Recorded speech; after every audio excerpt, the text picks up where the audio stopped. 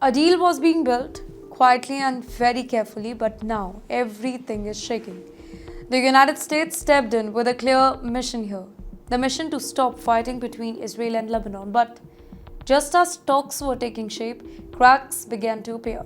Ladies and gentlemen, at the center of this effort is Donald Trump, pushing really hard to broker a deal, though, that could calm one of the region's most dangerous flashpoints.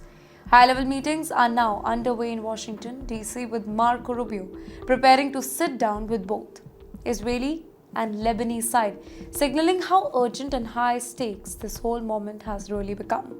The goal, that's simple by the way, a ceasefire, a pause, a way out. But here's where things take a sharp turn.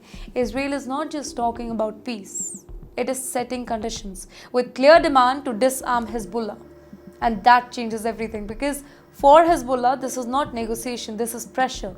In fact, Hezbollah is now urging the Lebanese government to walk away from the talks entirely, asking them to step back, not engage, not compromise, warning that any agreement under this pressure, it could weaken Lebanon's position on the ground.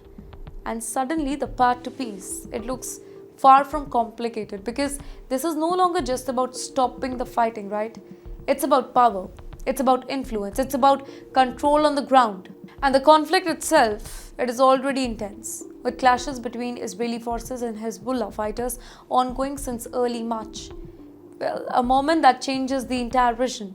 Just days after tensions involving Iran escalated, well, the Lebanon front, it kind of exploded into action. And since then, there has been no real pause.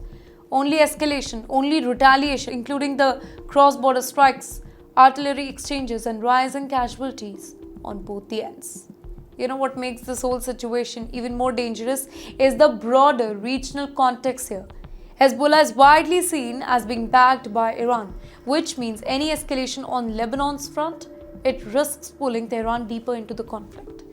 At the very same time, Israel has made one thing clear, that it will not tolerate continued threats along its northern border, raising fear of a larger military operations if the diplomacy fails here. In the meantime, civilians on both the sides of the border, they are facing displacements, economic disruption and growing uncertainty as this whole conflict, it drags on. So the question, what is happening? Well, the US is pushing for peace, Israel is tightening its demand and Hezbollah is refusing to back out. 3 directions, 1 battlefield. In fact, behind the scenes, global powers, they are watching closely, knowing that even a small miscalculation, it could trigger a wider regional war.